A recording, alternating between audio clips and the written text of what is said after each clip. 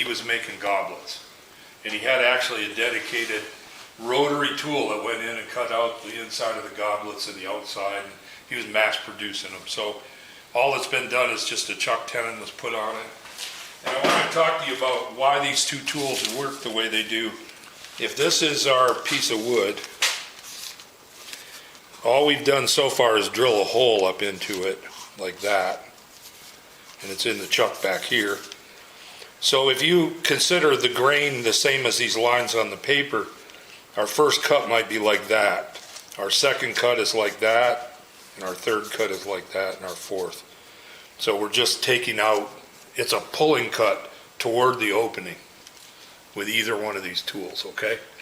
So they work on a pull.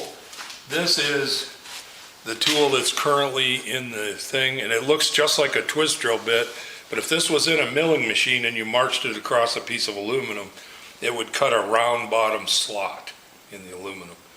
So it's called a ball end mill, and it's just a slightly modified grind to it, which you all can take a look at that. I think you could make them out of twist drills, you know, normal metal cutting. And they also sell that same tool in a flat bottom version. It cuts a flat bottomed groove in a milling machine. So that would be what one of those would look like. They're not round on the end, they're just straight. So that would make a groove, a dado, if you will, in a milling machine. So this could be modified. You could grind them back to look like that one.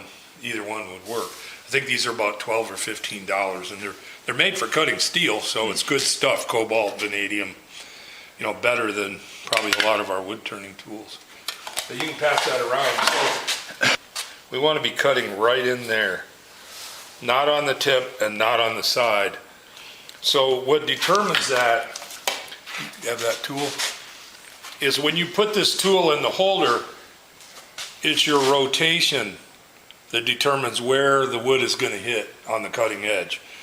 If you have the cutting edge straight across, it's going to scrape. If you turn it a little bit to where the cutting edge is running downhill with respect to the fibers, it's going to make curly shavings. It's going to cut very smooth. And right. So if you stick the tool in there and it's super aggressive, it's grabby, your cutting edge is straight across. You need to rotate it counterclockwise in the holder until the cutting edge is coming downhill at about a 30 or 45 degree angle. So when we start this, you just set it in. I'm going to back this tool rest out a little bit.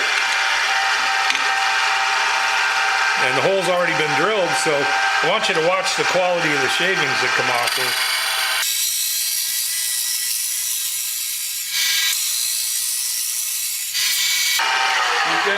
Can you see why Frank Sedal used these to cut out birch vases 3 feet tall, and he's way in there? That thing will hog. And I'm not pressing hard, but the surface quality is tremendous off that tool. I noticed that you're quite a bit above center.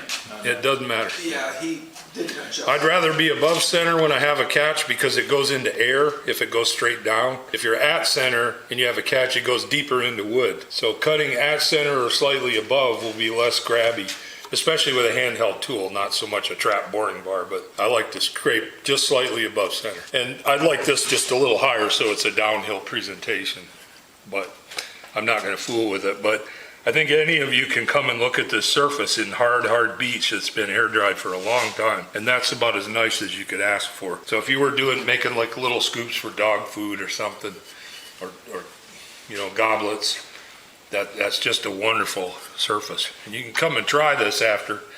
We'll just push this one out of the way.